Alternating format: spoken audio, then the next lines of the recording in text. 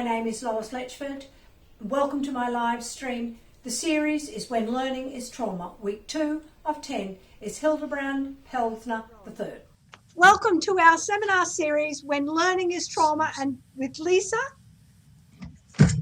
and Lois Letchford. And today we welcome Hilebrand Pelzer. And just let me give a little introduction.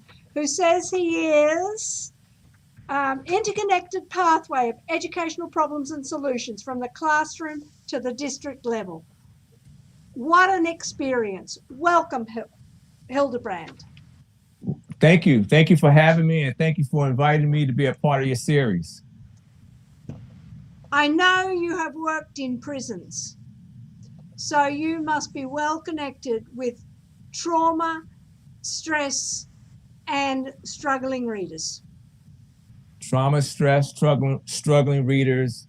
Definitely that is a part of the prison system. That is a part of children who are incarcerated, as well as adults.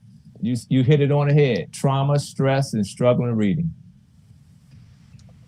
Can you tell us some of the stories from your background that tell us these stories? Yeah. So I have a lot of stories. That's one thing about this experience. I have a lot of stories, and they serve as metaphors for a lot of different things. But the most prominent one is my why. So why am I even in education? So although my parents, my mother and father, are retired educators, I was exposed to education through them. My father's a retired guidance counselor, and my mother's a retired principal. And so education was always a part of my life, but I didn't think I was going to go into education necessarily. I wanted to go into sports management. But coming out of college, one of my early jobs was a job at a youth development center for male juveniles, boys in the Commonwealth of Pennsylvania. And it was in that setting that I was exposed to education from a teacher perspective, and classrooms and those type of things. These were teenagers, and their experience with education was really, really traumatizing. It traumatized me, the experiences that I saw them having with reading, the way they navigated school, the way they didn't want to go to school, the way they hated school, the way they were fearful of school.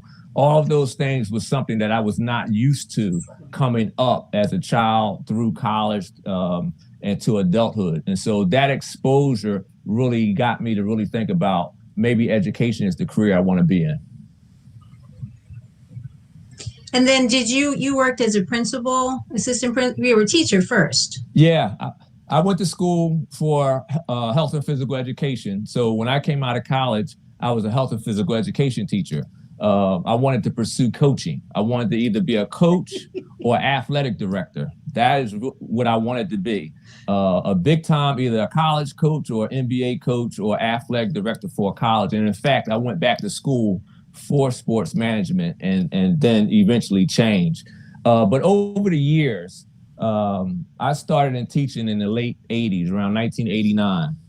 And so over the years, I was a health and physical education teacher, and not only the juvenile correctional setting, but a middle school setting and a high school setting. I was an assistant principal of a high school, and I was a principal of several high schools. Simon Gratz High School in Philadelphia, which is a large high school. I had a small high school and an alternative school, and I also had the school inside the Philadelphia prison system. And worked at the district level and also elementary school principal. So how did you go from sports education into becoming principal? Like what led you into that? What did you see? Yeah, the actual principal of the school, the school was Ben Salem Youth Development Center. It was one of 9 youth development centers in the Commonwealth of Pennsylvania for incarcerated juveniles. But it was the principal. And so I used to stay in, the teachers would go out for lunch. We would go out for lunch because it was a secure facility. So we never stayed inside to eat. There was no teacher's lounge or anything like that. And we used to go out to eat lunch. But from time to time, I would sit in with the principal and talk to him about the things that I was seeing. just to get his perspective on it, like, you know, learn more about incarcerated youth, learn more about just the correctional setting, learn more about the students that I was coming in contact with, learn about strategies, all those kind of things. We used to have these talks. And he, in fact, was a health and physical education guy also who went into administration. So I knew that I could make this transition from health and physical education to a principal. But he said something one day that was very profound, and it was deep. He asked me if I wanted to run a gym as a career or run a school. And so the way he put it was like, run a gym. Like, he didn't say be a health and physical education, run a department and all that. He said, do you want to run a gym or you want to run a school? And running a school just sounded so much better than running a gym. And so I went back to school for education administration. I left sports management. I was taking a couple of courses. And so I was just early into the master's program for that. And I switched over into education administration. But it was the principal who would give me wise counsel, give me insight, give me a different perspective on this aspect of education that I was really unfamiliar with, and that was incarcerated education. So, when you came up to this position, you must have come across some interesting reading instruction or people that left you thinking, what's going on here? Yeah, so I saw kids who wrote in graffiti, right? That's how they wrote in graffiti. Like, you would see people tagging buildings and things like that. I would see students who couldn't spell, right? Basic words that I would think everybody could spell, like the, you know, is. I used to see students who, when we got deep into, and I didn't know a lot back then about standards, academic standards, but I do now. But back then, when we talked about drawing conclusions, and guys would be drawing pictures, you know, so things like that. The principal, he was unique though. He used to teach us the importance of appreciating any type of work product that the students would give you. And he would talk about not marking it up. He would talk about really seeing through the effort that they was making to learn, or at least try to learn, and then work backwards and try to help them get to the point they needed to be. Typically, if you saw the work that was coming in, you would look at it and say, what is this? And mark it up and maybe turn it back. But he wanted to make certain that we understood the effort that they were making to show us that they wanted to learn. One of the things that struck me when I was listening to you talk today was you said, these children are smart. Yes, they were. Not only were they smart, they were brave, right? So, and courageous, right? So the way they lived was not something that I would ever think that I could be a part of, you know, but they were living, you know, trying to survive. And part of that survival mechanism also resulted in them committing crimes and going to jail and those type of things. So, but to do the type of crimes that they were doing, they thought about it, they comprehended it, they planned it, they understood details, they understood logistics, they understood leadership, they understood how to delegate. So I would hear these stories from them. I learned a lot from them about the things they were into. And I always found that if they just had maybe an opportunity that I had with my parents and the way I grew up, that they would be geniuses. Yeah, geniuses. Lisa, you So wanted to ask some questions. Oh, yeah. So it's been our experience, at least for my sons, that having dyslexic sons, that the school doesn't really know what to do with these people. They don't really know how to identify them, or maybe they do and they don't identify them. And so I think you mentioned like the importance of early screening or early identification of these kids that are struggling in this way, because we know that we can help them, but if we're not identifying who they are, how are you going to help them feel good about what they're doing in the classroom? Right. So then and even now, again, I think I know more now than I knew then. It's just about the process of education. But even then, one thing is that is the same. We don't talk a lot about dyslexia in school. There's not a lot of training on dyslexia. There's not a lot of consideration that this reading problem that children are having with letters and sounds and things like that may be dyslexia, right? So you don't hear a lot about it. And so teachers are not exposed to it. There's not a lot of training on it. And so even when we talk about tier 1 teaching or tier 2 teaching, and we talk about interventions and those type of things, we never talk about perhaps it's dyslexia and how are we using early screenings to screen and find out whether that is the issue or not. And so not having that type of exposure, I think, has caused us to miss the opportunity to help a lot of children. And so when I think back on the students that I had at that time, they probably were dyslexic. I didn't know anything about it, right? Even though the principal was a mentor, and one of the reasons why I got into being a principal, he never talked about that.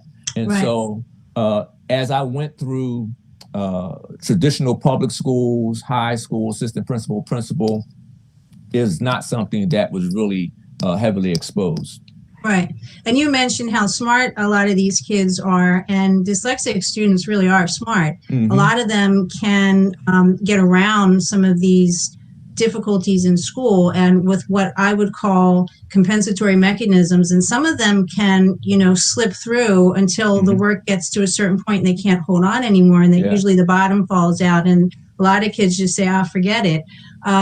So in your experience with, I know you know a lot about the school to prison pipeline, identifying who these kids are that are struggling, even though maybe on a standardized test, their scores are like, okay. What do you think about what happens to these kids once the bottom falls out? Are these the types of kids that are getting into trouble or, going to prison for? Yeah. I used the term before, they fall out of love with school. Yeah. Mm-hmm. And so the fact that we're not helping them or recognizing early that it's dyslexia and doing something about that type of treatment or giving them support educationally in that area, what happens is they're not learning. Right. And so they fall out of love with education. They're not learning. They're not progressing. They're not learning how to read. They're not keeping up with their peers who are moving on from grade to grade. And eventually that love, because they want to learn, that love, they look for something else to love. Yeah. Right. And that something else may be getting in trouble. In my case, with the young people, it was crime. But when we look at them just getting in trouble, that's how schools respond to them. We respond, you got in trouble. And so we focus on behavior now. We focus on discipline and code of conduct and what you did wrong behaviorally. But we forgot that they got into that because they fell out of love with education. They fell out of love with the fact that they're struggling readers. And so now we focus on behavior, and folks look at the school to prison pipeline from a behavior standpoint. But we forgot that it was the fact that I couldn't read, therefore I couldn't do math. The teacher may not have been trained or able to help me the way they needed to help me. And so I fall out of love and I go on to other things. And those other things are real behavior, crime, serious situations, because these young people early on in my career, this wasn't their first time incarcerated. Yeah. They were 14, 15, 16 years old and had been incarcerated 2, 3, 4 times, and so this is something that's very serious that we miss. Wow. I can't even comment because the thought that we're just leaving children behind Yep. And then straight away, you know, we look at the behaviors and not looking at what else we have to do within the classroom just staggers me. Yeah.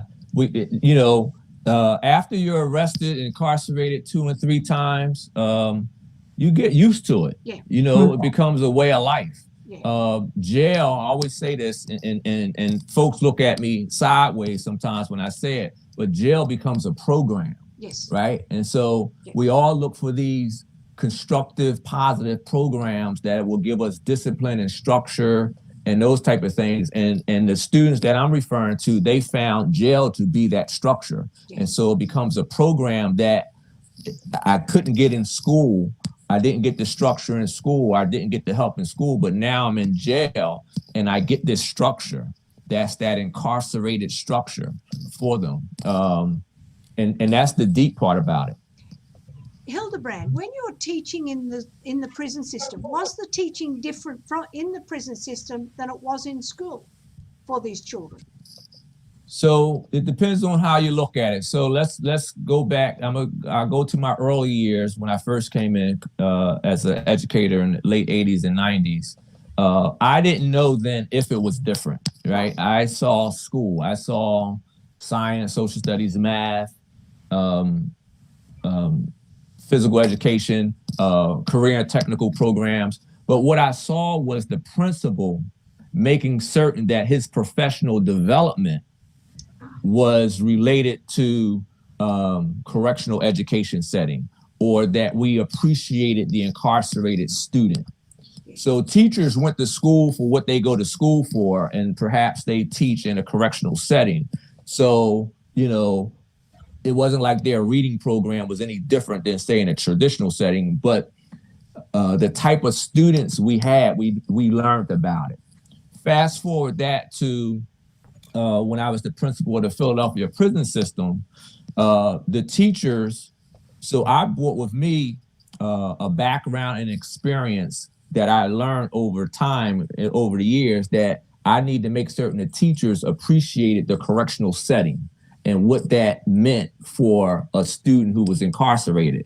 And then I looked at educationally what the teachers didn't have. So I looked at that they weren't up on the curriculum.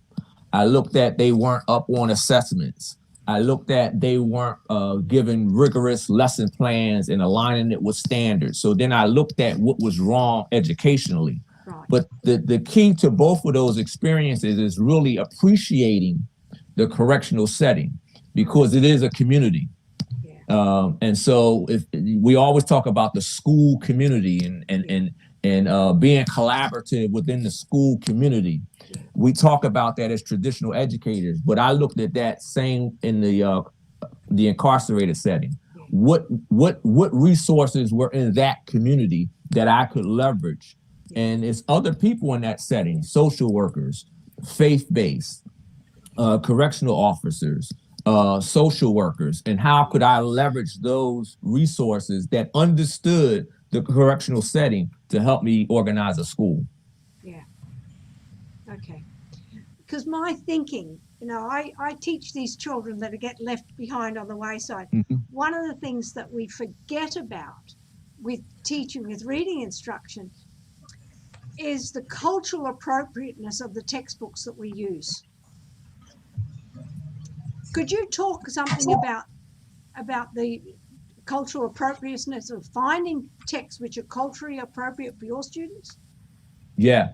So we have to do a better job of that. Right. So finding books that students, depending on their cultural background, whether that's African American or Asian, Latino, whatever the case is, finding texts, books of people who represent them or something that they could link on to. Yeah. Right. Yeah. And want to learn and want to read. And the fact that they want to read or hear about it, then that would engage them in reading. That would engage them in writing. That would engage them in talking about it. And so it's important to have those type of literatures and texts in school settings. There's not a lot of that. There's more effort to include multicultural literature in schools. You know, it's not new. It's more prominent now than maybe it was in the past, but it's still not enough. Yeah. A lot of times when schools purchase curriculum, in my opinion, certain books come with that curriculum. Yeah. And we begin to use those books and those texts with that curriculum. And those books and texts may not necessarily be culturally relevant. Yeah. And so, but we use them instead of trying to find other books that could link with the standard and use the text that is more culturally relevant. I have taught a number of African American boys, and what struck me about the literature that they had been exposed to was that it was white, it was middle class, and it was female, and it was alienating. Yeah. And when I changed the instruction and used their characters within those, use the same story structure, but change the characters to be them, that's when the learning occurred. That's that link. Yes. That's what because remember, they want to learn. Yeah. They have some sense. It's just the educator has to connect this. And that's the lesson planning. So teachers and educators, principals have to make that connection and not dumb it down. You know, we're still talking about aligning things to the standards, grade level standards, but being more creative about what texts or books we'll use to make that come alive for them. Yeah. Yeah. Well, I think you hit on something right there when you said don't dumb it down, because that's a huge problem for these kids. Yeah. They're already feeling their self-esteem is lower, and now teachers and educators aren't really expecting too much of them. Right. And they're not expecting too much of themselves, maybe. And can you talk a little bit more about that? Yeah. And this, you know, right now, the word that's out there a lot now is equity. Yeah. Being equitable, giving children equitable access. So one of the things, as folks look at what equity really means, expectations is one way to be equitable, right? High expectations, meaning we want them to learn. We know they can learn. We want this to be on grade level. What happens, sometimes we dumb it down because we don't want any problems. You know, maybe the child has some behavioral concern that we're aware of. Again, remember, they fell out of love with education. And so we want to make it easy for them. We want to give them instant success instead of giving them rigor, giving them an academic headache, you know, and really getting them to critically think. Yeah, academic headache. You know, you want their head to be hurting with knowledge. And so it's important not to dumb it down. It's important to stay with grade level, expose them to that, and find ways where they may have some gaps in learning to provide small one-on-one or small group type of instruction, but not allow them to live there, not allow them to live in remediation or intervention, you know, but really give them what they need and find creative ways to differentiate, scaffold, whatever the case is, to make certain that what they're missing, they get. Expectation, and that's the expectation, how we plan the lessons, what we expect them to learn. So much comes up to my, you know, in my mind, because when you say expectation, I really get a little bit tired of the word expectation, because everyone says, oh yes, we have high expectations. But the reality is they don't. They don't. And you can see it in what's delivered. So expectation is, yes, it's a word, high expectation. It sounds good. It's like saying we want all children to learn. People say that to me all the time until I start talking about incarcerated kids. And then they're like, oh, right. But we want all children to learn. No child left behind, you know, high expectations. We say these great things, quotes, cliches, or whatever the case may be, but it's the old saying, action speaks louder than words. So what are we putting in front of kids? What kind of work products are they producing? how are we looking at those work products and really giving them some critical feedback that's going to help them get even better? And so action speaks louder than words. And so what we put in front of kids, that includes the teacher.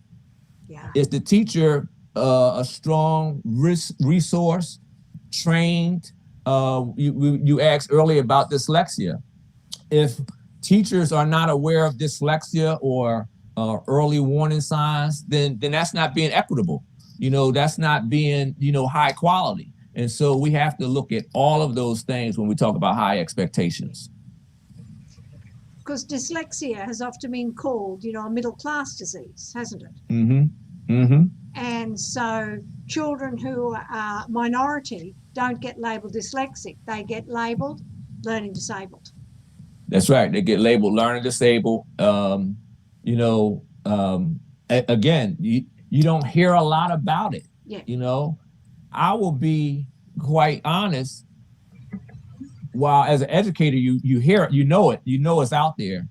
But through this last year or so, particularly leading up to my TED Talk, and even after the TED Talk, it really opened up more exposure for me.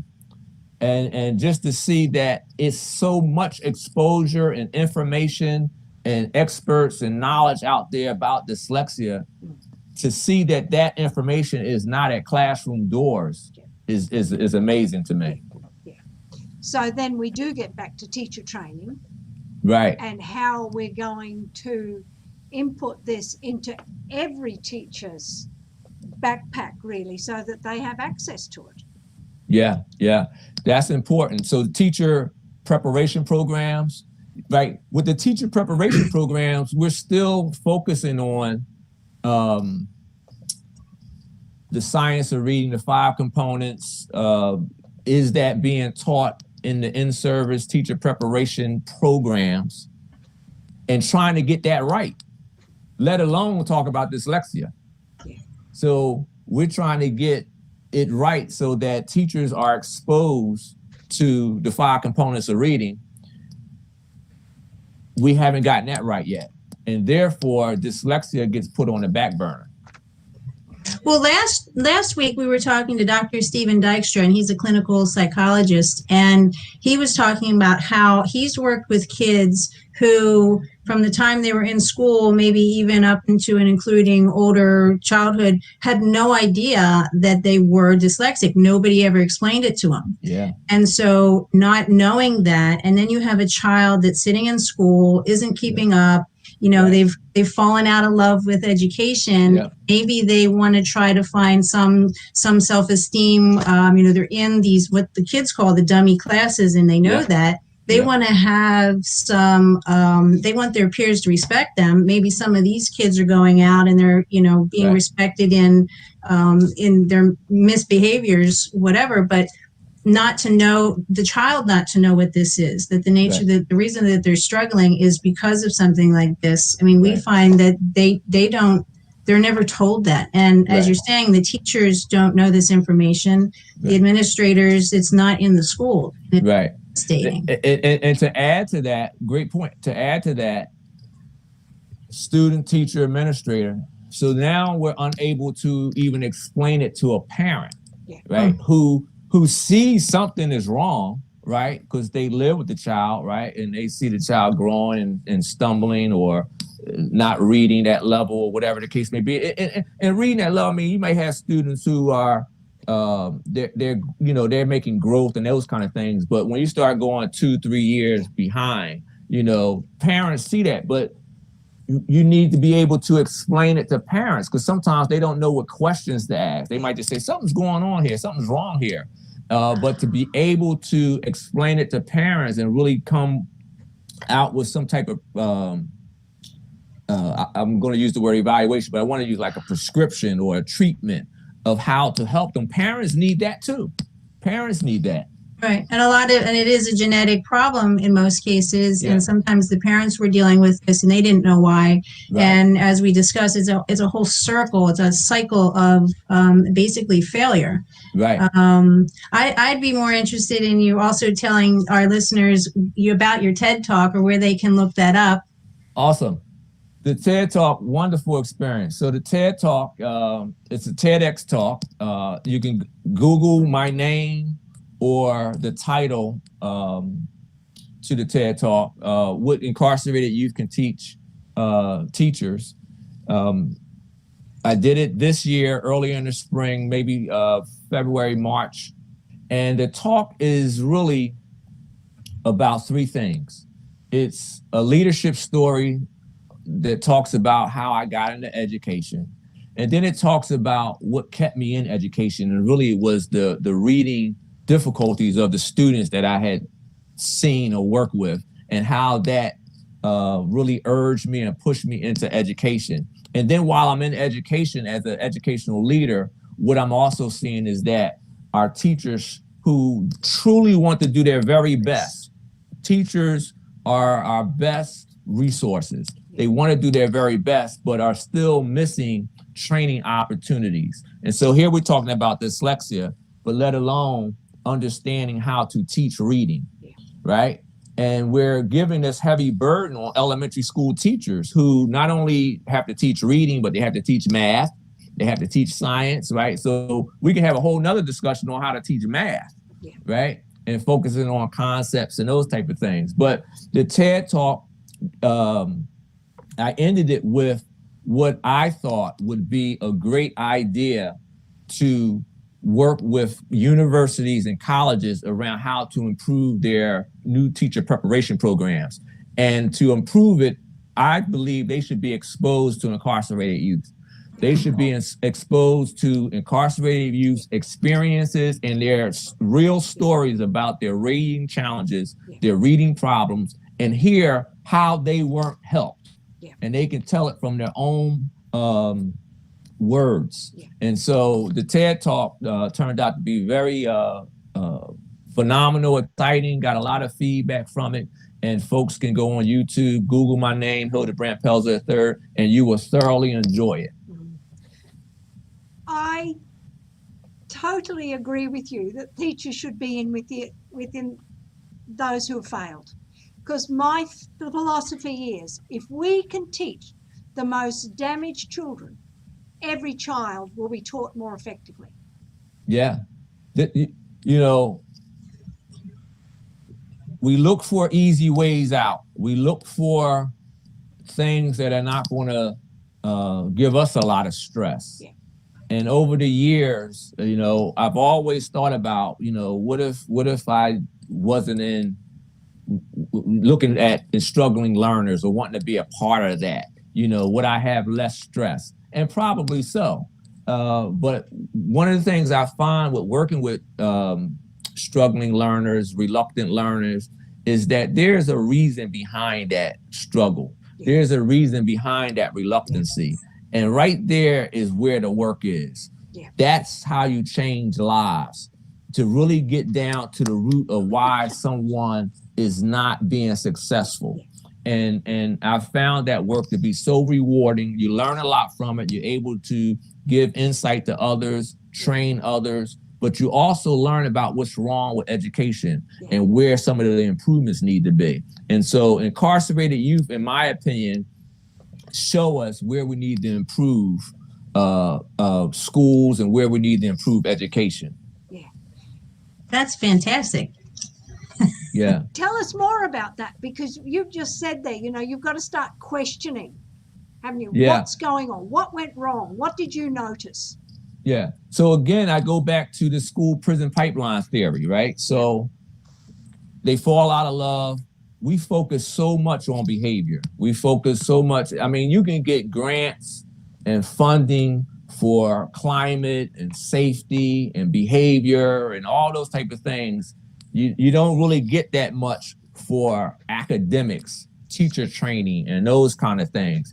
And so with struggling learners, not just incarcerated youth, but just struggling learners in general, they're telling us, I'm not learning. Yeah.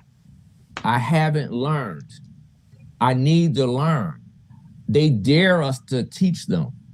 And what happens is that's where the work is. That's where the improvement is. We have to improve instruction, teacher training, lesson planning, curriculum development, all of those kind of things to make learning happen for them, instead of focusing on other things that we it's easy to suspend somebody. It's easy to fail. You just don't have to do anything to fail, but it's so hard to build lives. It's so hard it takes work. It takes grit.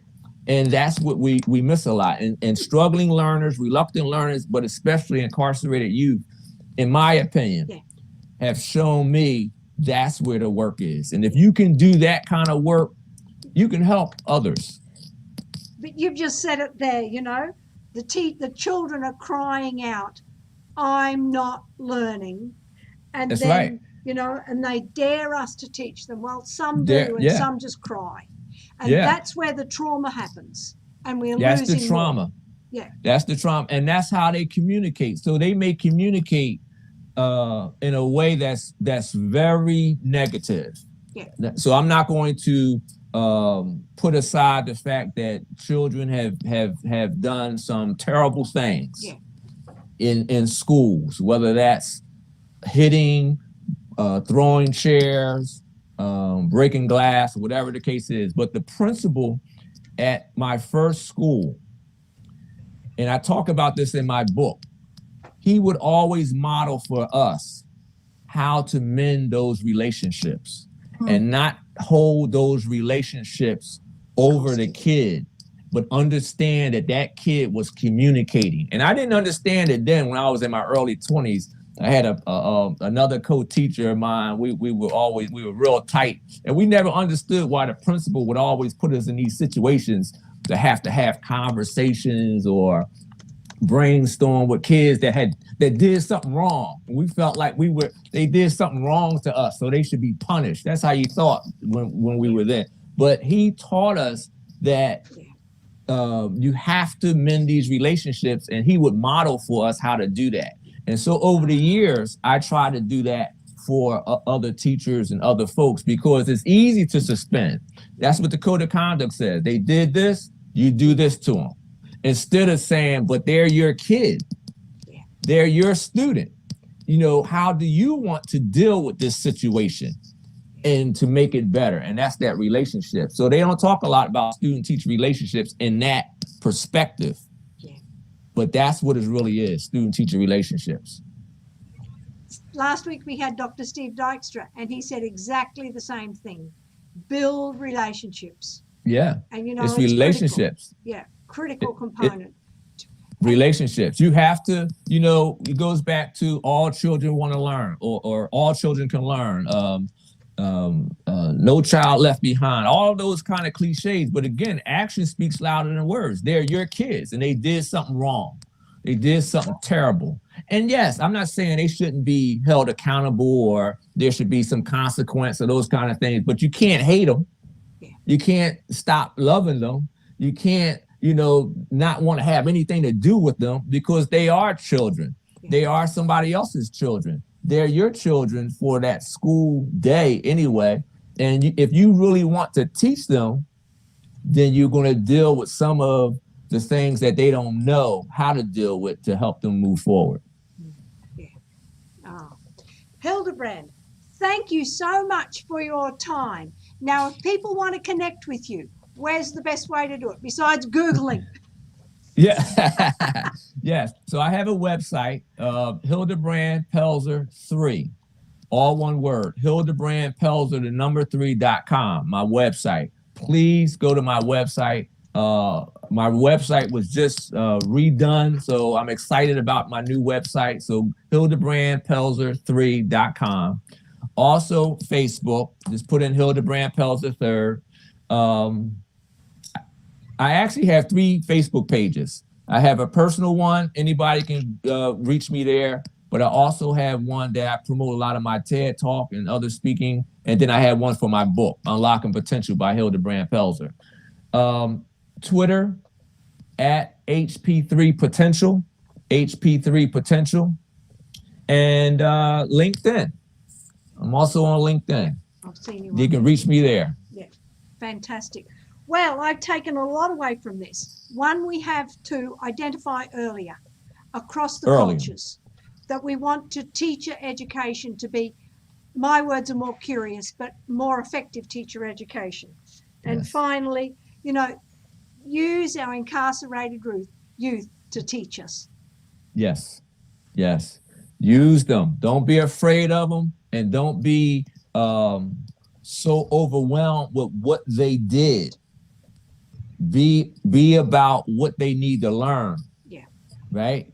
I used to say it at the Philadelphia prison system that education, you folks, here's that thing again. Folks say we want to rehabilitate them.